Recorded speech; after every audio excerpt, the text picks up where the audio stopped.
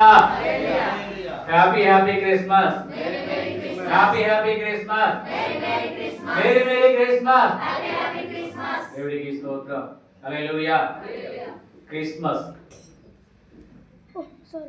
అంటే వాక్యము మరి పత్రికలలో రాయబడింది. ఎల్లప్పుడూ ఆనందించండి, మరలా చెప్పుదును ఆనందించండి. హల్లెలూయా.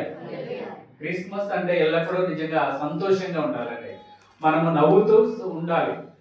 ఎందులో ప్రభునందు అండి, నవ్వడము ప్రభునందు మాత్రమే నవ్వాలి. ఆయన వాక్యమును బట్టి వాక్యములో ఆనందిస్తూ ఉండాలండి. హల్లెలూయా.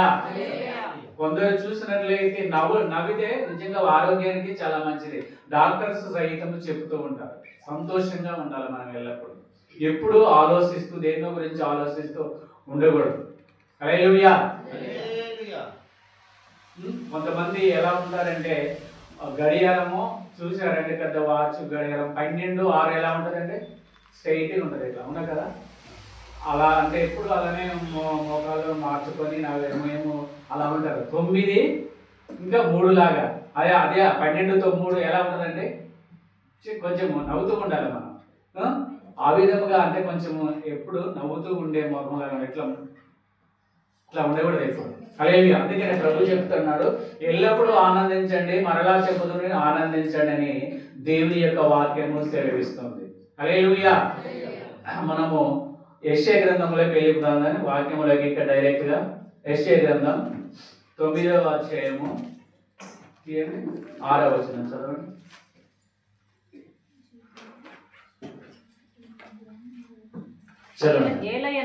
ఏలయనగా మనకు శిశువు పుట్టెను, మనకు కుమారుడు అనుగ్రహింపబడెను. ఆయన భుజము మీద రాజ్యభారముండును. ఆశ్చర్యకరుడు, ఆలోచనకర్త, బలవంతుడైన దేవుడు, నిత్యుడగు తండ్రి, సమాధానకర్తయగు అధిపతి అని అతనికి పేరు పెట్టబడింది. దేవుడికి స్తోత్రం. హల్లెలూయా.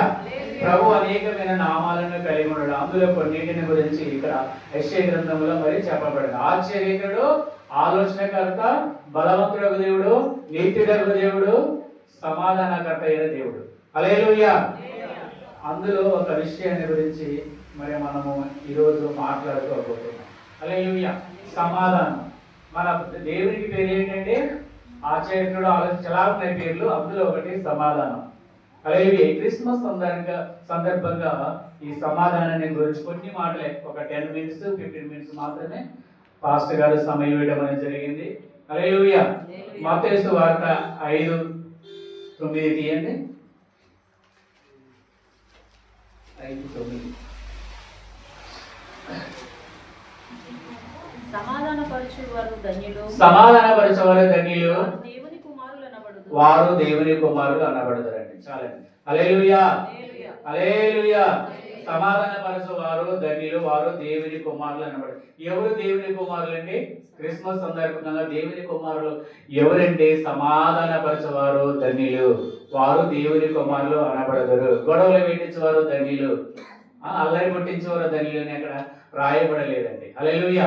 మన దేవునికి సమాధానకర్త అనే పేరున్నది కాబట్టి సమాధానపరచువారు ధన్యులు, వారు దేవుని కుమారులు అనబడతారు. ఈ లోకంలో చూసినట్లయితే చాలా మంది ప్రియులారా ఎలా ఉంటారంటే ఎక్కువ గొడవలు పుట్టించేవారు ఉంటారు, తగాదలు అల్లరి పుట్టించే విధముగా ఉంటారు. కానీ మన దేవుని యొక్క వాక్యం ఏం చెలివిస్తుందంటే సమాధానపరచువారు ధన్యులు, వారు దేవుని కుమారులు అనబడతారు. హల్లెలూయా.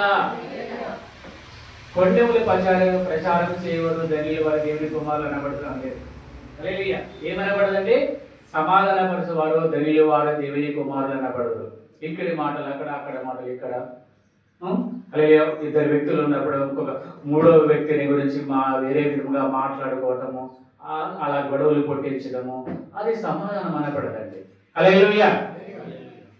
ఒక విషయం నేను ఒక వ్యక్తిని గురించి చెప్తాను. ఒక సహోదరికి ప్రియులారా వివాహము జరిగింది, భర్తకు జాబు, వాళ్ళు చాలా చక్కగా అన్యోన్యంగా ఉంటున్నారు. చాలా సంతోషంగా ఆనందంగా ఆ యొక్క యవ్వనస్తులు వాళ్ళ పిల్లలు కుటుంబం చాలా సంతోషంగా ఆనందంగా ఉంటున్నటువంటి సమయంలో భర్త గారు డ్యూటీకి వెళ్ళడం జరిగింది. వాళ్ళు ఎలా ఉండేవారంటే భర్త భార్యలు తాను ఇంటికి రాగానే ఆ డ్రెస్సులు అన్నీ ఇప్పించేది, నెక్స్ట్ షూస్ కాలే తీసేది, నెక్స్ట్ నీళ్లు కాగబెట్టి బాత్రూంలో తీసుకొని పెట్టి బట్టలు కూడా ఇచ్చేది. ఆ విధంగా వారు అన్యోన్యంగా రాగానే మళ్ళీ స్నానం చేసి రాగానే మంచిగా ఆహారం పెట్టి మాట్లాడుకుంటూ చాలా అన్యోన్యంగా ఉండేవారు. అయితే ఒకరోజు వాళ్ళ భర్త గారు డ్యూటీకి వెళ్ళిపోయినప్పుడు ఒక సహోదరి పక్కన ఉంటానేమో వచ్చేసింది. భార్య వచ్చేసి ఆ ఇంటికి వచ్చి, అమ్మ మరియమ్మ బాగున్నావా? బాగానే ఉన్నా అక్క అన్న. మరియమ్మ నీకు ఒక విషయం తెలుసా? ఏంటి అన్నది. నిన్న మీ భర్త అక్కడ ఆమెతో ఆ చెట్టు కింద అని ఏం మాట్లాడారో తెలుసా? ఏంటి అని చెప్తే, ఆ పోనీలే మరియమ్మ, ఆమె పేరు ఇక కొండెములు చెప్పేటామన్నాడు. ఏముంది దాని గురించి మేము ఆలోచించట్లే మరియమ్మ, అలా ఉంటే జరుగుతూనే ఉంటాయిలే అని చెప్పింది, వెళ్ళిపోయింది. తర్వాత ఏం జరుగుతుంది మీరు చెప్పండి? తర్వాత ఏం జరుగుతుంది? భర్త గారు వచ్చారు, రోజు ప్రేమతో తనని పలకరిస్తూ ఆనందంగా ఉండే భర్త ఈమె ఆనందంగా ఉండేవారు. అయితే ఆ రోజు ఏమైంది? భర్త గారు వచ్చేసి రాగానే ముఖం ఇట్లా పెట్టుకుంది. ఏమైందంటే ఇట్లు ఆ రోజు బాత్రూంలో స్నానం లేదు, బట్టలు పెట్టు లేదు, అన్నం పెట్టు లేదు, ఏమీ మాట్లాడారు. ఏమైందంటే ఏమీ లేదు. ఏంటి అమ్మ ఖచ్చితంగా చెప్పి, ఏమైంది చెప్పమ్మా అంటే, నిన్న నువ్వు చెట్టు కింద ఆమెతో ఏంటి అసలు ఆమె ఎవడో చెట్టు ఏంటి అనేది తాను అసలు అర్థం కావటం లేదు. అట్లనే ఇద్దరి మధ్యలో ఇక గొడవలు ప్రారంభమైంది. అది ఎక్కడి దాకా వెళ్ళాయి ఆ గొడవలు? క్షమించలేని విధంగా కోర్టు దాకా తీసుకెళ్ళినాయి గొడవలు. కోర్టుకి వెళ్ళారు. తర్వాత విడాకులు. హల్లెలూయా. విడాకుల వరిగిపోయింది. చూడండి, హల్లెలూయా. ఈ విధంగా కూడా థర్డ్ వ్యక్తి వచ్చే మూడో వ్యక్తి ఎక్కడ ఏ కుటుంబం అయినా మూడో వ్యక్తికి అవకాశం ఇవ్వకూడదు. మూడో వ్యక్తికి పురుషులైనా సరే స్త్రీలైనా సరే మూడో వ్యక్తికి అవకాశం ఇస్తేనే సమస్యలు మరి ఏర్పడుతుంటాయి. తగాదాలు అయితే కొట్టుకుంటారు, ఇంకా కోర్టుల దాకా వెళ్ళి అది కూడా చాలా మంది కూడా ఉన్నారు. హల్లెలూయా. సమాధానం వస్తే, ఒక వ్యక్తి వస్తే వారి కుటుంబం గురించి క్షేమం గురించి వెళ్ళిపోవాలి తప్ప అక్కడ కొండెములు ప్రచారం చేసినప్పుడు సమాధానాన్ని కోల్పోవడం కాకుండా కుటుంబాలు కూడా ఆ విధంగా ఇంకేమవుతారు, విడిపోతాయి మొత్తం. ఆ విధంగా కూడా మన యొక్క చూస్తున్న ప్రతిరోజు వార్తాపత్రికల్లోనూ టీవీ వార్తల్లో మనం చూస్తున్నాం, కొన్ని ప్రాంతాలలో చూస్తున్నాం. అలా విచ్ఛిన్నమైపోయినటువంటి కుటుంబాలు ఎన్నో ఉన్నాయండి. హల్లెలూయా.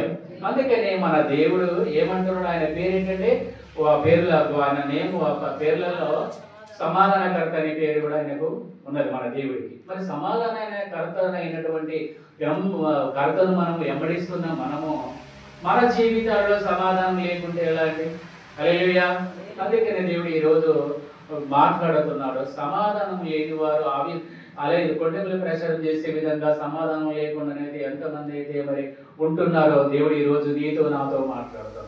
మనము సమాధానము కలిగిన వారిగా ఉండాలి. సమాధానకర్త అయినటువంటి దేవుని ఎరిగిని వెంబడిస్తున్న మనం కూడా సమాధానము కలిగిన వారిగా ఉండాలి. ఈ లోకంలో మనం వెళ్తుంటాం. మనము దేవుడు మన తండ్రి ఎప్పటికీ ఏకరీతుడు, మనం కూడా ఎప్పుడు కూడా ఏకరీతిగా ఉండేవారిగా ఉండాలండి. హల్లెలూయా. ఒక ప్రాంతంలో ఒక తీరుగా, ఇంకొక తీరుగా అలా ఉండకూడదు. ఎప్పటికీ ఏకరీతిగా ఉండాలి. ఎవరైనా వచ్చి థర్డ్ వ్యక్తిని చెబుతున్నా కూడా ఇంకొక వ్యక్తిని గురించి ఏదో రకంగా కొండెములు చెబుతున్నారు, అవకాశం ఇవ్వదు. మనం వెంటనే వారిని నోరు మోయించే విధంగా మనము దేవుని యొక్క వాక్యములో సమాధానములో ఉండి వారిని ఎమ్మటి గద్దించాలి. అలా ఉండొద్దండి. హల్లెలూయా. వాళ్ళ యొక్క మిస్టేక్స్ మన వ్యక్తి ఎమ్మటే చూపిస్తే ఇంకోసారి నీతో నాతో మాట్లాడడానికి ధైర్యం చాలదు, వాళ్ళు మాట్లాడలేదు. హల్లెలూయా. ఎవరైనా, నేనైనా మీరైనా ఎవరైనా కూడా ఆ విధంగా వెంటనే వారిని ఏం చేయాలంటే గద్దించాలి. ఇది సరైనది కాదు. ఆ విధంగా ఎన్నో కుటుంబాలు కూలిపోతున్నాయండి. హల్లెలూయా. ఎంతో మంది మీరు చూస్తున్నారు, పిల్లలు ఉన్న వాళ్ళని కొంతమంది ఒంటరిగా ఉండిపోతున్నారు, పిల్లలు లేని వారు కూడా ఆ విధంగానే ఉండిపోతున్నారు. ఆ విధంగా కొండెములు ప్రచారం చేయడం. అయితే లాస్ట్కి నేను సమాధానం దొరకకుండా ఆ కుటుంబం ఫెయిల్ అయిపోయింది. హల్లెలూయా. కాబట్టి సమాధానం కలిగిన వారిగా ఉండాలి. ఒకరోజు నేను ఈ విధంగా ప్రార్థన చేసుకొని పడుకుంటే ఆకాశం తెరవబడ్డదండి. అలాగే ఆకాశము తెరవబడి ఆకాశంలో ఒక సింహాసనం ఉంది. సింహాసనంలో ఒక అతను కూర్చొని ఉన్నాడు. నేను ఒక వ్యక్తి, ఇక్కడ ఒక వ్యక్తి, ఇంకా నేను ఇక్కడ ఉన్నాము. అక్కడ తీర్పు తీరుస్తున్నాడు ఆ వ్యక్తి. ఏమంటున్నారంటే ఇదే వాక్యం మత్తయి సువార్త 5వ అధ్యాయము 9వ వచనంలో ద్వారా మాట్లాడు. సమాధానపరచువారు ధన్యులు, వారు దేవుని కుమారులు అనబడతారు. హల్లెలూయా. అది నాతో మాట్లాడుతుంది వాక్యం, మీతో ఇక్కడ వింటున్నటువంటి మీతో కూడా మాట్లాడుతుంది. మనం ఏదన్నా ఉంటే సమాధానంతో దాన్ని పరిష్కారం చేసుకోవాలి. సమాధానపరచువారు ధన్యులు అంటున్నారు. వారే మాత్రమే దేవుని పిల్లలు లేదా కుమారులు అనబడతారు. హల్లెలూయా. గొడవలు కొట్టించి అవి కొండలు పెట్టి ఇలాంటి సరైనది కాదు. దేవుని ప్రజలమైనటువంటి మనకు, అంటే మనలో ఎవరు లేరు, ఇక్కడ ఉన్న వాళ్ళందరూ కరెక్ట్ గా పర్ఫెక్ట్గా ఉన్నారని నేను అనుకుంటున్నాను. హల్లెలూయా. వెంటనే కూడా మనము వాక్యములో నిలిచి ఉండాలి. ఆ సమాధానములో మనం నిలిచిన వారిగా ఉండాలి. హల్లెలూయా. ఇప్పటి వరకు ఆ సమాధానములో నిలవకుండా మనలో ఎవరైనా ఉన్నట్లయితే మనము సమాధానకర్త అయిన మన దేవుని వెంబడిస్తున్నాం కాబట్టి ఆ యొక్క సమాధానమును మనము కలిగి ఉండేవారిగా ఉండాలి. హల్లెలూయా. లూకా సువార్త 2:14 మరొకసారి 2వ అధ్యాయము 14వ వచనం. ఇది ఒకటి చెప్పి ముగిస్తానండి. సర్వోన్నతమైన స్థలములో దేవునికి మహిమయు ఆయనకి ఇష్టలైన వారికి భూమి మీద సమాధానము కలుగును గాక. హల్లెలూయా. ఎవరికండి? పరలోకములో ఏమంటుండు? మరలా చదువుతామండి, మరలా చదువు సార్ ఫాస్ట్ గా.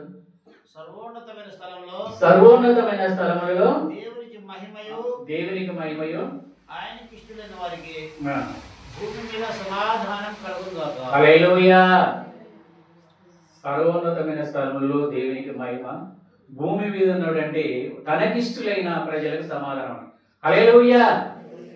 అంటే ఇంకా ఇష్టం లేని వారి కూడా ఉండొచ్చు అని దాని అర్థమైనా అవునంటే మనం లోతుగా మనము దానిని ధ్యానించినట్లయితే తనకిష్టులైన వారికి, భూమి మీద ఉన్న వారికి, తనకిష్టులైన వారికి సమాధానం కలుగునుగా అంటున్నాడు. హల్లెలూయా. అంటే దేవుడు అందరి ఏడగా తన ప్రణాళిక ఉంటుంది. కానీ ఇష్టులు అంటే ఎవరంటే ఆ యొక్క వాక్యం ఏదైతే ఉన్నదో ఆ వాక్యమును నిలిచి ఉండి వాక్యం ప్రకారం జీవించేవారు మాత్రమే ఆయనకి ఇష్టలుగా ఉంటారు. అవునండి. హల్లెలూయా.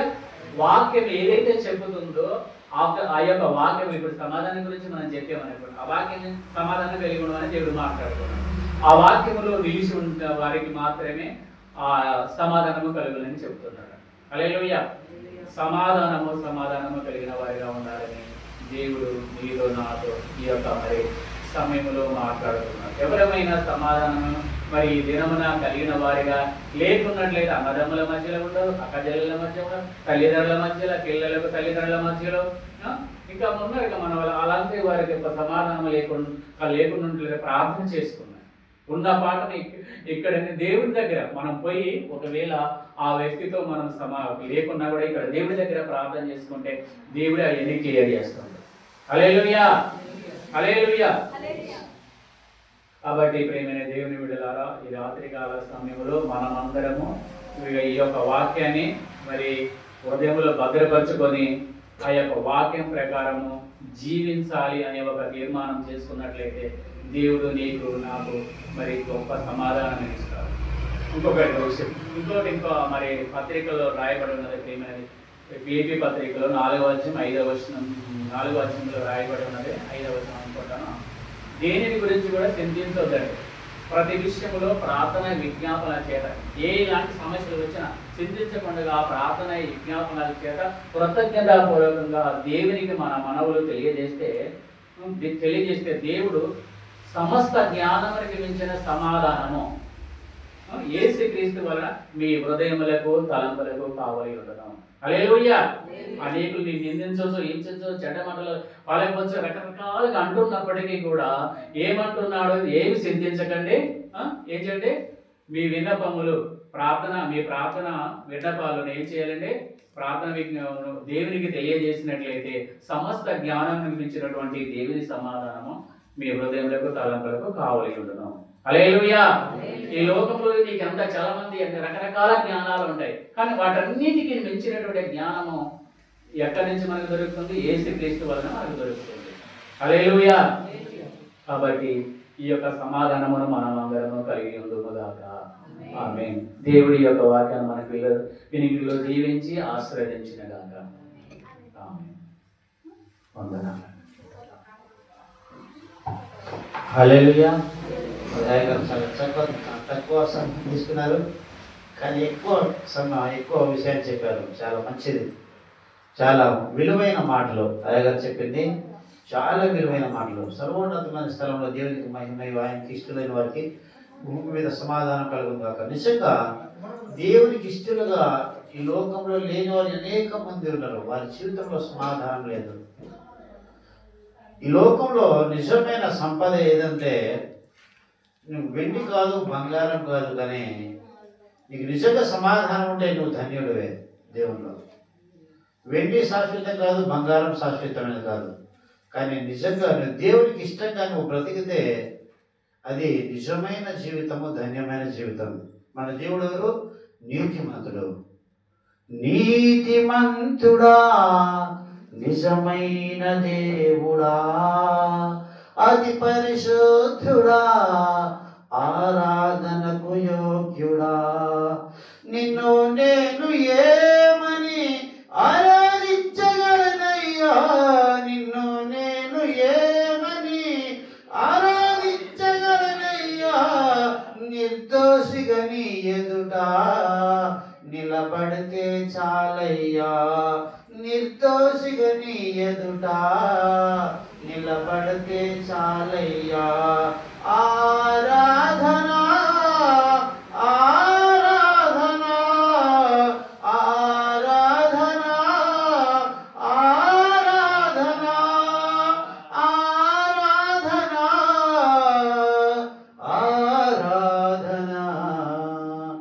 నీతిమంతుడా, నిజమైన దేవుడా, అతి పరిశుద్ధుడా, ఆరాధనకు యోగ్యుడా, నిన్ను నేను ఏమని ఆరాధించగలనయ్యా, నిర్దోషిగా నీ ఎదుట,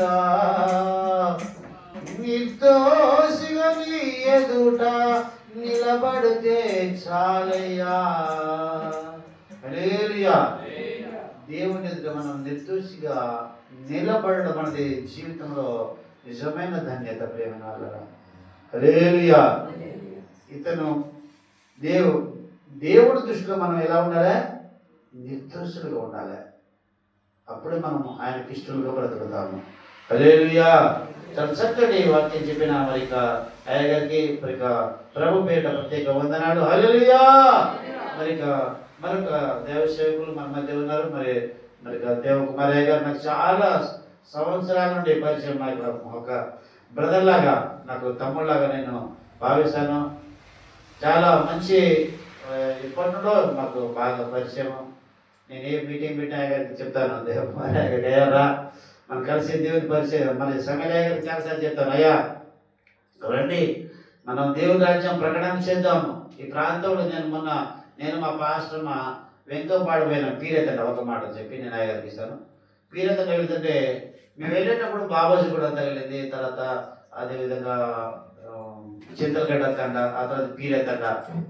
అయితే నా మనసులో ఒకటే మా పాస్టర్ అంతా చెప్పిన, నా మనసులో చాలా భారం ఉంది. అంటే ఇన్ని తండలు దాటి మనం ఈ తండకు వచ్చినాం అంటే ఇంతమంది దేవుని నమ్మలేదు. చింతలగడ్డ తండ చాలా పెద్ద తండ, పీరే తండలో అది కేవలం 3 కుటుంబాలు ఉన్నాయి. అదే ఈ 3 కుటుంబాల కోసం ఎంత దూరం వచ్చినా కానీ అసలు దేవుని నమ్మలు ఇంతమంది ఉన్నారని అయితే మనసులో ఒక భారం అనిపించింది. ప్రభువా, ఇన్ని తండలు నేను దాటి ఇక్కడ పోయినాం. నిజంగా ఈ తండ ప్రజలు రక్షించబడాలి. ఈ 2025లో మేము ఎలా సువార్త చేయాలి, ఎలా వారిని మోటివేషన్ చేయాలి, ఎలా ప్రభు దగ్గర నడిపించాలని ప్రార్థన పూర్వకంగా పోయినాం. హల్లెలూయా. కాబట్టి ప్రియమైన వాళ్ళరా, మనము కలిసి పరిచయం చేద్దాము. మరి కలిసి దేవుని రాజ్యం కడతాము. ప్రభు యొక్క మాటలు దీవించును గాక. అదేవిధంగా ఈ సమయంలో ఆలస్యం చేయకుండా అయ్యగారికి వాక్యం ఇద్దాము. అయ్యగారు దేవకుమార్ అయ్యగారు వస్తుండగా గట్టిగా చప్పట్లు కూడా ప్రభు నామమున మేము పరుస్తాము.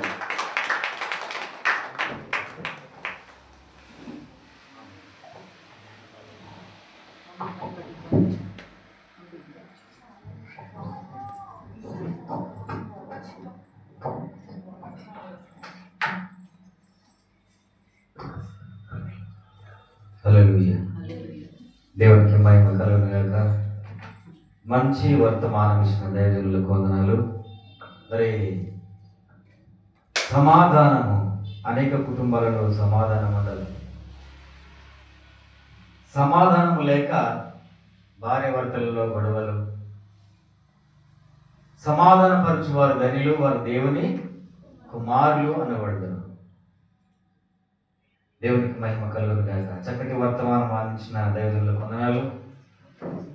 చిన్న ప్రార్థన చేసి నేను సాక్ష్యంలోనికి వెళ్తాను, అలాగే వాక్యంలోనికి వెళ్తాను.